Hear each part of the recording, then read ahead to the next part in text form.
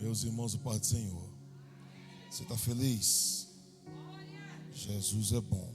Sem perda de tempo, abra a sua Bíblia comigo na carta escrita por Tiago, capítulo 5, versículo 17 e versículo 18. Tiago, capítulo 5, versículo 17 e versículo 18. Deus possa abençoar a todos de uma forma especial. Eu creio que Deus ele vai continuar falando conosco essa noite aqui nesse lugar. Deus tem tratado comigo durante esses dias, e hoje eu falo particularmente, foi um dia muito bom na presença de Deus, aonde dentro da minha casa se tornou uma casa de oração, durante todo o dia, e ali eu pude sentir algo diferente com o Espírito Santo e a sua presença digitando algumas coisas, alguns pensamentos, algumas direções que Deus me deu,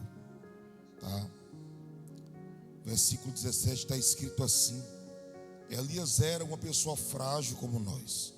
Ele orou fervorosamente, rogando para que não chovesse, e não choveu sobre a terra durante 3 anos e meio.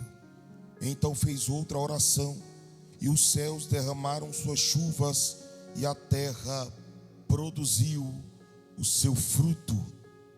Tome seu assento, por favor. Carta escrita por Tiago, uma carta que ficava circulando dentre as igrejas. Porém, Tiago está falando e dando alguns exemplos, falando acerca de oração. Chegamos no versículo de número 17. Ele vai falar acerca de um homem por nome de Elias, que não apenas falava de oração, mas ele vivia a oração, respirava a oração. Ele tinha uma intimidade com Deus em oração, porque melhor do que falar de oração é ter uma vida de oração. Por quê, pastor? Porque aquele que só fala de oração, ele vive de experiências passadas. Mas aquele que vive uma vida de oração, ele sempre vai ter uma vida de experiências presentes e futuras com Deus. Tiago vai dar um exemplo de um homem por nome de Elias, reinado do norte, a saber, Samaria. Um homem por nome de Acabe. Primeiro livro dos Reis, capítulo de número 17. Diz que este homem por nome de Acabe, ele vai ser pior do que todos os seus antepassados. Por quê, pastor? Porque ele agora vai casar-se com uma mulher por nome de Jezabel. Jezabel, filha de Etibaal, o rei dos Sidônios. Quem é Jezabel? Jezabel é uma mulher que não aguenta e não leva desaforo para casa. Jezabel é uma mulher que não aguenta levar não como resposta. Jezabel é uma mulher que ela não aguenta e não suporta ser confrontada e muito menos afrontada. Entenda bem, Jezabel é aquela que vai perverter e converter este homem por nome de Acabe a não adorar ao seu Deus e a passar a adorar a outros deuses, a saber, Astarote, Baalim, Azera, dentre outros. Porém o texto nos diz que esse homem agora, ele vai se corromper, e não apenas se corromper, vai corromper todo o seu reinado, e os profetas vão começar a se vender, aleluia, se prostrar diante da mesa de Jezabel. Porém a Bíblia Sagrada nos diz que tem um homem que agora ele é da terra de Gileade. Quem é ele, pastor? Ele é Elias, o tisbita. Pastor, onde é que ficava Tisbe? E o que era Tisbe? Tisbe ou Tisbé era um pequeno vilarejo, Gilberto, que dentro da geografia de Israel não aparecia no mapa. Dentro do mapa, Tisbe não aparecia. Porém, desse local pequeno, desse local insignificante, desse local invisível diante dos olhos dos homens, tem um homem que não se corrompeu, que não se vendeu, que não se prostrou perante a mesa de Jezabel, e ele continua servindo ao Deus Todo-Poderoso. Ele tem uma vida de oração, e a Bíblia nos diz que ele agora vai orar incessantemente para que não chovesse durante 3 anos e meio, durante 3 anos e 6 meses. A Bíblia Sagrada nos diz que Deus agora vai olhar para onde ninguém olha, vai observar aonde ninguém observa, e vai encontrar Elias. Por quê? Porque Deus, ele é perito em fazer isso. O que, pastor? Em tirar alguém de onde ninguém quer, em escolher e levantar alguém de onde ninguém escolhe e levanta, aleluia, para fazer uma obra na vida dele. Pastor, melhora o seu argumento nessa noite. Levante a sua mão, por gentileza. Dentro da introdução desta palavra, eu já tenho uma profecia no meu espírito aqui.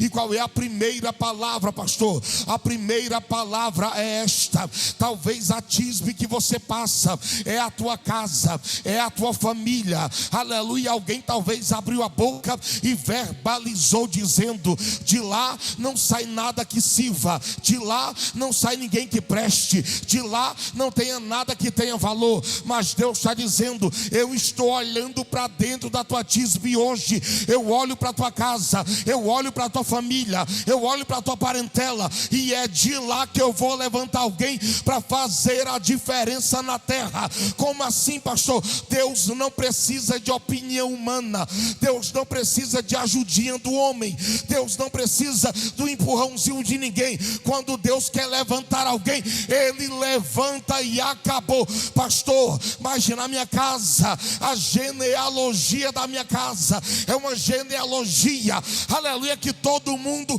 vive na cachaça, da prostituição, nos vícios, aleluia. Tudo isso vai parar em você, e a partir de você, Deus vai começar a fazer a diferença. Oh glória! Se posicione, se posicione. Se ninguém deu certo, a partir de você vai dar certo.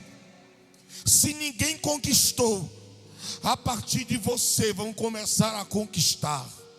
Escute, Deus levanta Elias e vai colocar Elias dentro do palácio. A pergunta que não quer calar aqui é: se você liga para o presidente hoje para marcar uma reunião com ele, até porque ninguém quer, mas só um exemplo, tá? Se você liga para o presidente hoje para marcar uma reunião com ele agora, tu consegue? Sim ou não? Por quê?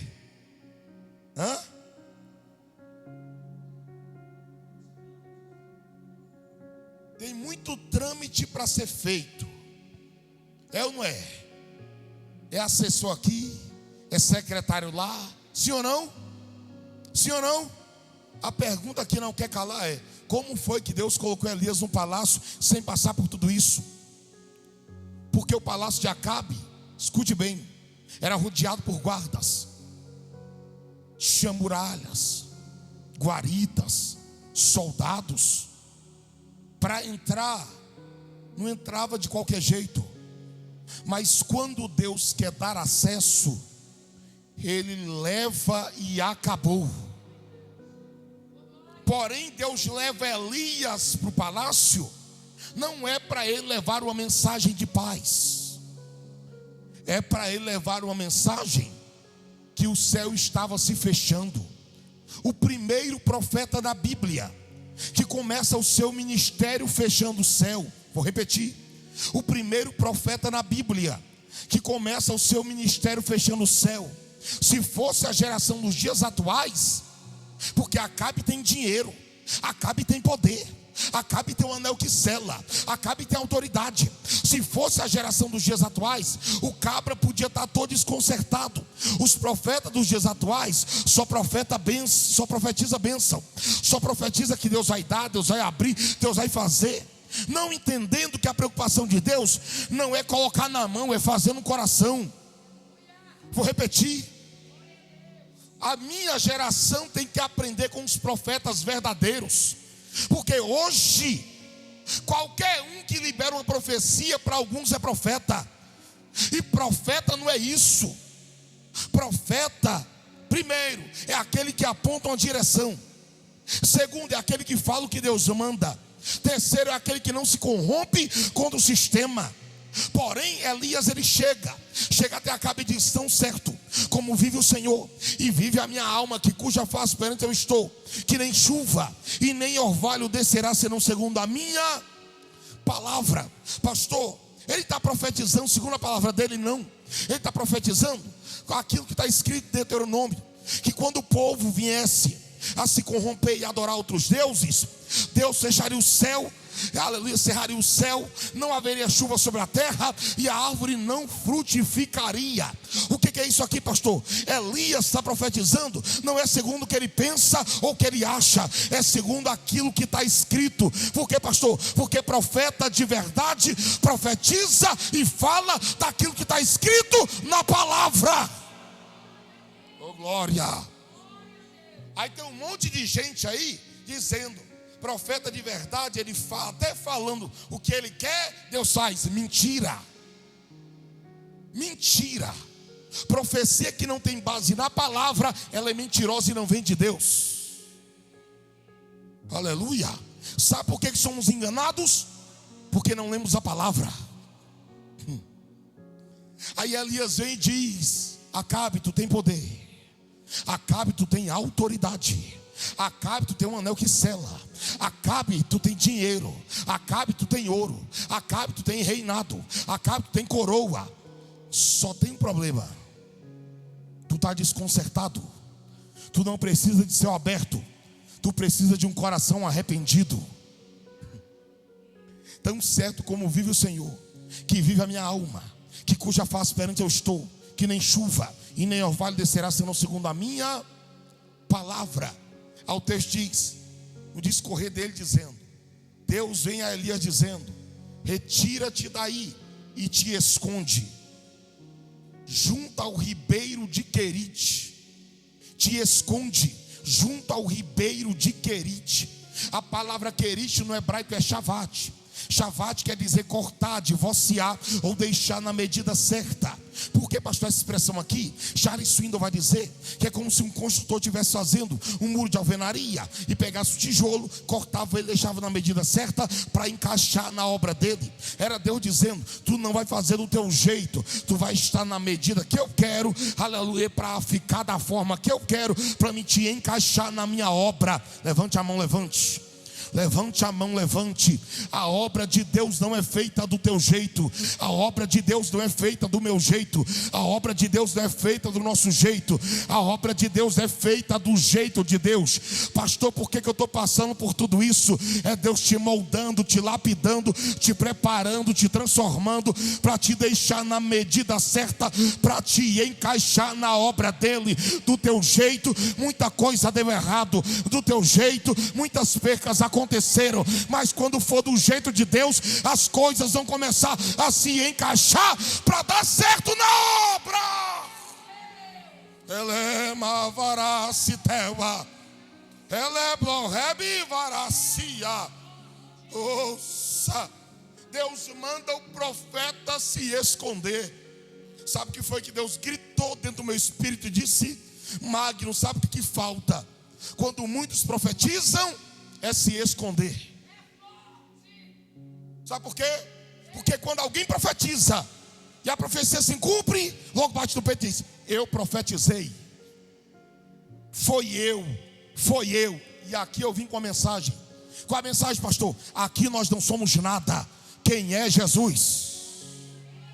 Ai de nós se não fosse a graça. Que é isso? É a Bíblia, não sou eu. Aquilo que a tua mão direita faz, oh glória, para de querer tocar trombeta. Aqui eu prego, mas a glória de Deus Aqui alguém canta, mas a glória de Deus. Pastor, mas é porque é usado.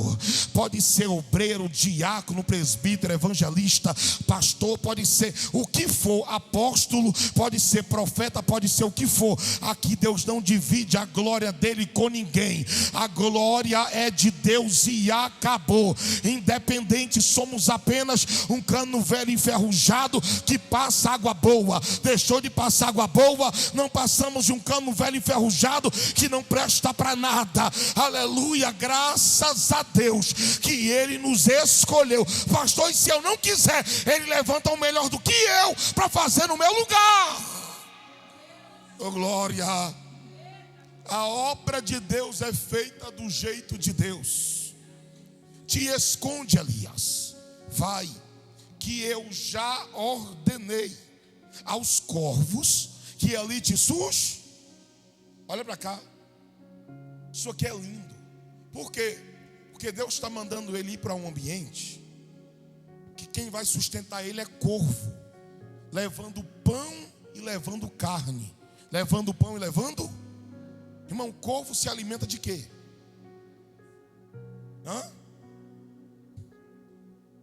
Não só carne podre, mas carne também. Só uma pergunta retórica para você, tá? Se o corvo se alimenta de carne, só tinha duas maneiras dele levar o pão e a carne. Ou levava pão no bico e a carne nas garras, ou carne no bico e o pão nas garras. Eu te pergunto, quando o corvo levou a carne no bico, ele não ficou com vontade de comer, não? Se tu não der glória, eu paro de pregar agora, eu vou embora. Ele ficou com vontade, ele ficou com desejo, mas aquela providência tinha endereço. Por quê, pastor? É Deus dizendo para alguém aqui: fica em paz. Aquilo que é teu vai chegar na palma da tua mão.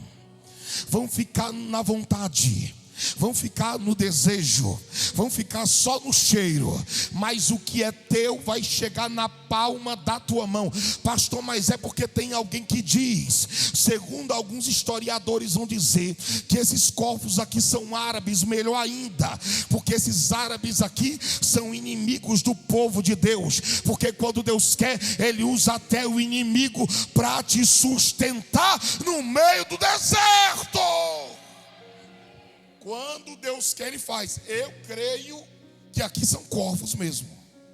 Irmão, o pregador, ele pensa de uma forma terrível. A mente da gente viaja. Se todo lugar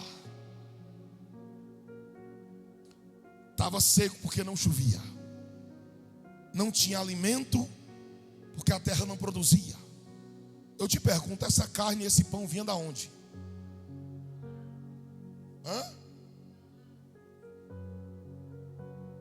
E o palácio era de quem? Então quer dizer que Deus ordenou aos corvos para entrar no palácio, para entrar na despensa do palácio, para pegar pão e carne para sustentar o profeta no meio do deserto. Levanta a mão, levanta. Meu Deus do céu, arranca esse relógio daí, pelo amor de Deus. Levanta a mão, levanta.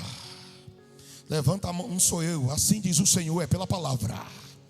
Deus vai usar quem menos você espera para trazer a providência que você precisa no meio do teu deserto. Não vai te faltar nada. Vai comer, vai vestir, aleluia, vai calçar no meio do deserto. Pastor, o que é isso aqui? Olha a ordem que Deus disse para Elias: vai, que eu já ordenei aos corvos que ali te sustente. Era Deus dizendo para Elias: Elias, quando chegar no deserto, o banquete já vai estar preparado. Se tu me obedecer, nada vai te faltar. Se tu me obedecer, a providência vai chegar. Se tu me obedecer, o socorro vai chegar na palma da tua mão. Deixa eu ver quem acredita na palavra.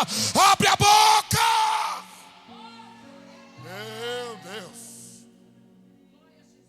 Tu vai pegar pão e carne pela manhã e pão e carne ao anoitecer, porém tu vai beber do ribeiro. Para pegar pão e carne, é levantando a cabeça e estendendo a mão. Mas para beber do ribeiro, tem que se ajoelhar, baixar e descer.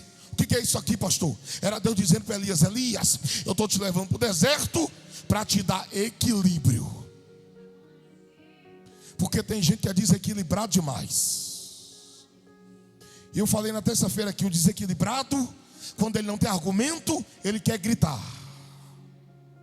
ele quer se impor, ele confunde autoridade com autoritarismo. Aleluia. Deus estava dizendo para Elias: Elias, eu vou te dar equilíbrio. Porém, o ribeiro seca. Repita comigo: ribeiro secou. E eu pergunto para tu: secou, mas deixou de ser ribeiro? Perceba que ribeiro secou porque estava saciando a sede de alguém. Guarda essa informação, tá? O ribeiro secou porque estava saciando a sede de alguém. Ele ajudou alguém a se manter vivo. Porém veio a ordem de Deus para Elias dizendo: levanta-te e vai para Sarepta, que é de Sidom. A palavra Sarepta significa fornalha ou fogo. Era Deus dizendo: Elias, tu é um vaso na minha mão. Te levei para o deserto para secar, e agora eu vou te levar para a fornalha para saber se tu está preparado. Que eu já ordenei a uma viúva que ali te sustente. Que eu já ordenei a uma viúva que ali te sustente. Eu pergunto para você, irmão, e você é inteligente: se Deus te mandasse para um local que uma viúva ia te sustentar, tu acharia que essa viúva, ela era rica ou estava pronta para morrer? Hã? Irmã, se Deus está mandando tu ir para um lugar que é a mulher que vai te sustentar, não vem para cá dizer que a mulher é rica não, irmão. Aliás, não vem para cá dizer que a mulher morrer não. Nosso pensamento é que ela tinha dinheiro para me sustentar. Até porque eu como por 3. Aleluia. Eita. Aleluia. Olha para cá. Então, porém, escute isso aqui, tá? Deus não está mandando Elias para a mulher sustentar Elias com o que ela tem, mas é para Elias sustentar ela com o que ele carrega.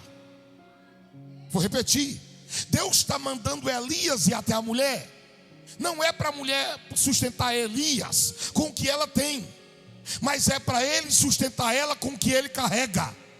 Porque a multiplicação, o milagre vai acontecer não é através do que ela tem, é através da palavra que ele libera. Ele chega na porta da cidade. E eu abro um parêntese aqui, tá? Essa mulher representa a igreja. Porque ele diz assim, ó: pega água para mim. Ela vai buscar. Se ela vai buscar é porque ela tem. Como assim, pastor? Independente dos problemas que a igreja carregue, a igreja é o único lugar que tem o que falta em todo canto. O que é, pastor? A presença de Deus na terra. Segundo, farinha, palavra. Terceiro, azeite, espírito. Quarto, tem filho que são frutos. E quinto, tem 2 gravetos que representam a cruz. Levar-me a tempo para discorrer isso aqui.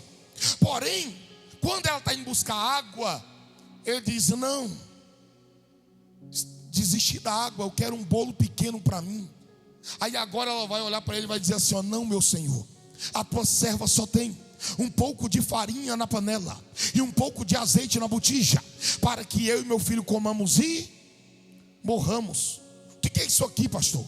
Ele está dizendo: por que ela não refutou quando ele pediu água? Se água naquele período era algo mais valioso do que ouro, mais valioso do que prata.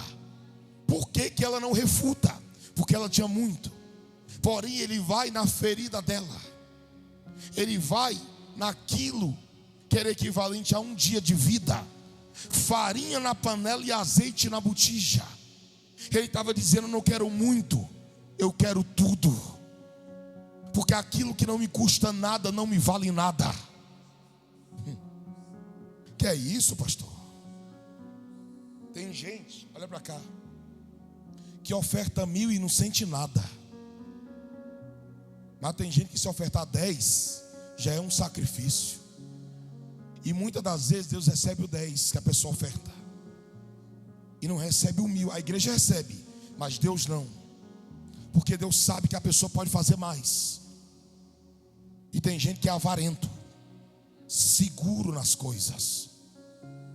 Que é isso, pastor?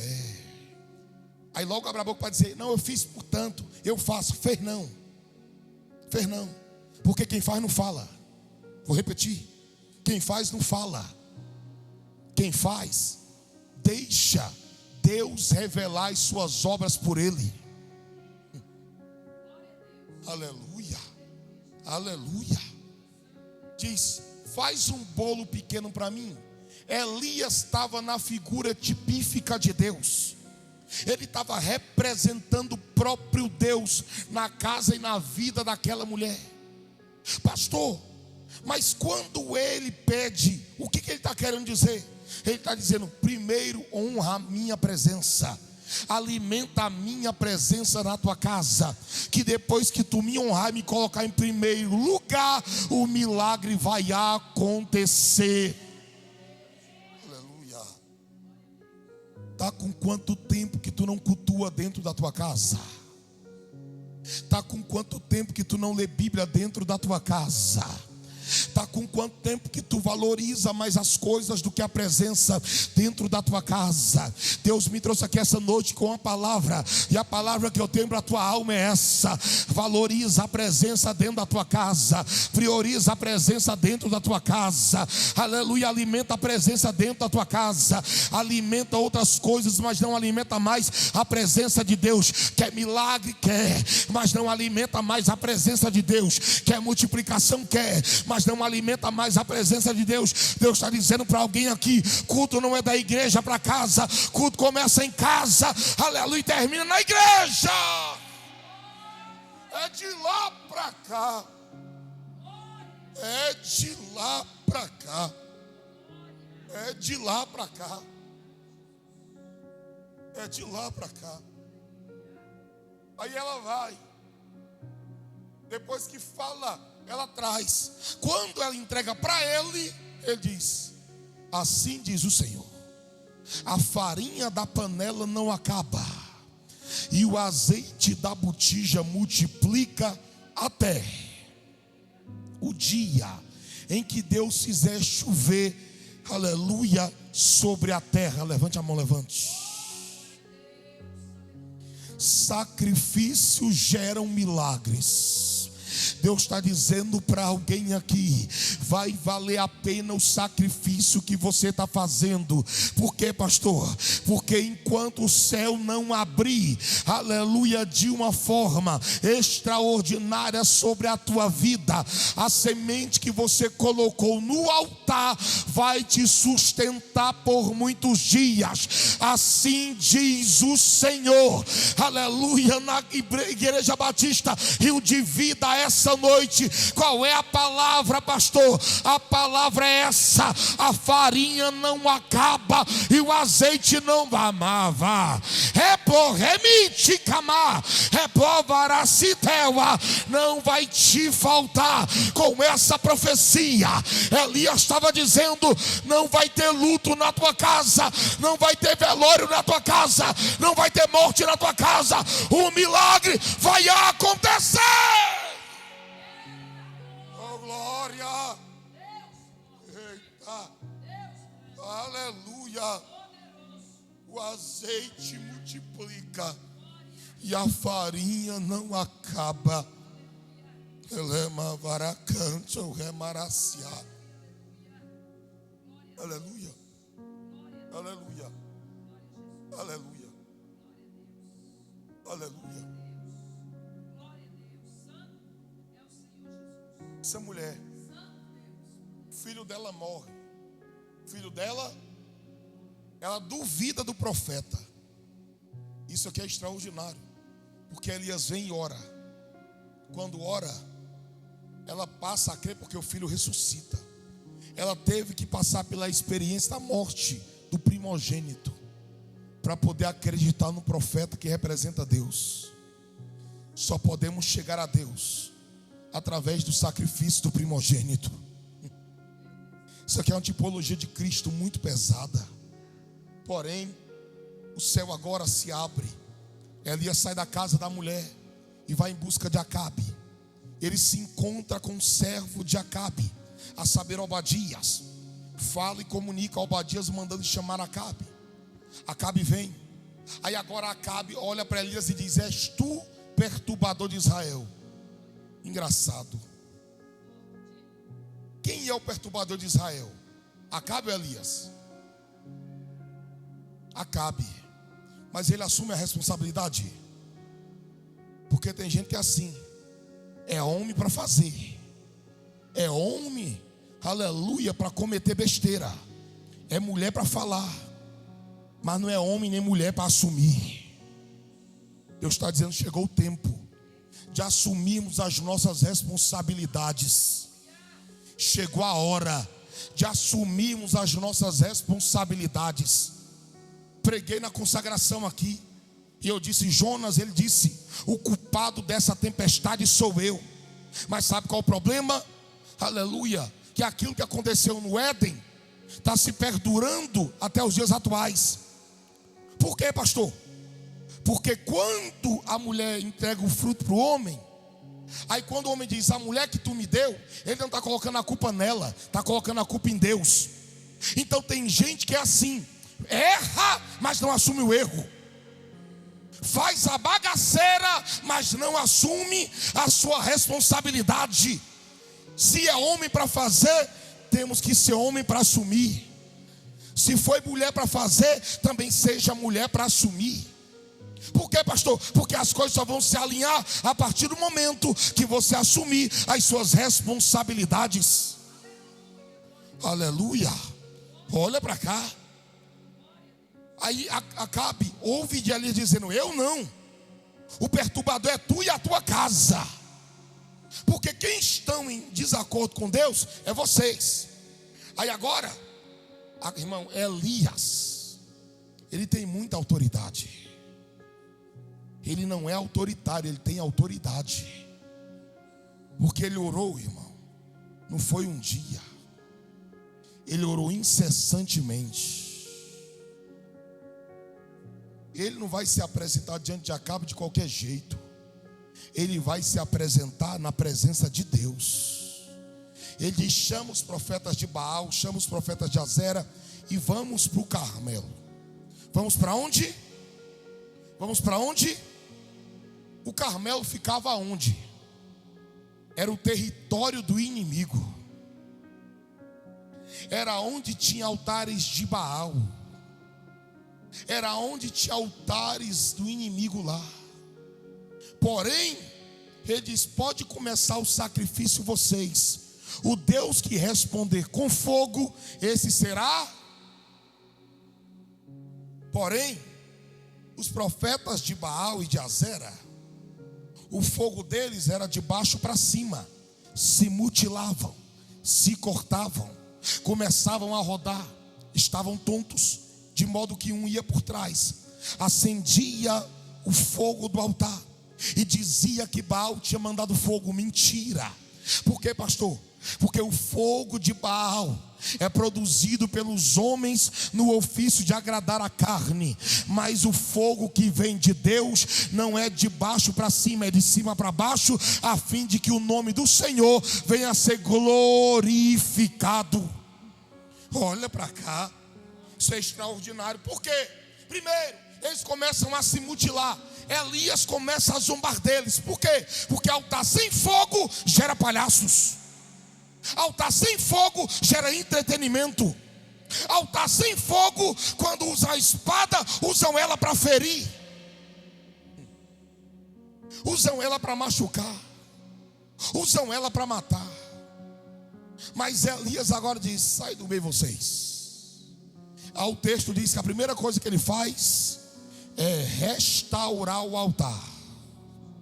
Não é levantar, porque lá já tinha. É restaurar o altar. E o que é restaurar o altar, pastor? É tapar as brechas dele. Olha no olho de alguém aí, olha no olho de alguém aí. Diz para ele assim: ó, é noite. de restaurar o altar. Se quiser que Deus responda com fogo, se quiser que Deus consuma, aleluia, o sacrifício, venha lamber a água e venha consumir este holocausto. O que é isso aqui, pastor? É Deus dizendo para alguém aqui: eu não desço e não respondo altar com brecha e altar quebrado. Repara o altar hoje. Somos demais em apontar o altar de alguém, mas Deus está dizendo: analisa o teu altar, analisa a tua vida. Aleluia. Eu sei que fica ruim para dar glória agora, né, irmão? Glória. Porque o altar precisa ser restaurado. Aí o que Elias vai pedir? Repita comigo: pediu água. Pediu o quê? Pediu o quê? Como é que ele pede água se não tem água em canto nenhum? Vou repetir. Como é que ele pede água se não tem água em canto nenhum? Primeira verdade que eu aprendo: Elias aprendeu lá embaixo na casa da mulher em Sarepta que lá a água não faltava. Então ele estava dizendo: eu tenho que colocar no altar aquilo que falta em todo canto. Segundo, ele cava um rego para receber a água. Por quê, pastor? Porque não existe resposta sem esforço e sem sacrifício. Terceiro, ele coloca lenha. Coloquei? Irmão, se lenha, dependendo de como esteja, é difícil pegar fogo, imagina uma olhada. E ele vai fazer uma oração. A oração que ele faz é colocando a sua cabeça no meio das pernas, como uma mulher que está dando à luz no dia do seu parto. Ele está dizendo: Senhor, responde-me, Senhor, responde, para que este povo venha saber que só o Senhor é Deus. Elias não ora para que ele venha aparecer. Elias ora para que Deus venha ser glorificado na oração dele. Isso aqui é extraordinário. Deus manda fogo do céu. Aí olha o que o texto diz, pastor Vaneide. E o fogo lambeu a água. O primeiro fogo que eu vejo que tem língua. Ele lambeu a água, pastorzão. Quando lambe a água, queima a lenha e consome o holocausto. A única coisa que fica é o altar. Por quê, pastor? Porque altar restaurado é um altar permanente. Mas água tem que colocar todo dia. Sacrifício é todo dia. Lenha é todo dia. Fica de pé. Aleluia. Aleluia. Aleluia. A resposta que vem sobre aquele altar é para que o nome do Senhor venha a ser glorificado. Profetas de Baal e de Azera são mortos. Elias olha para Acabe e diz: Acabe, mete o pé, sobe na carruagem, porque vai descer um grande temporal. E o interessante é que ele chama o servo e diz: sobe no monte 7 vezes. Na 7ª vez ele diz: o que tu viu? Ele diz: eu vejo uma nuvem do tamanho da mão de um homem. Ele diz: é o suficiente, porque Deus não precisa do que é grande para fazer coisa grande. Deus usa o que é pequeno para manifestar a sua grandeza. Aleluia, aleluia. Fecha os olhos, fecha. Wesley, vem louvar, Wesley. Aleluia, aleluia, aleluia. Fecha os olhos.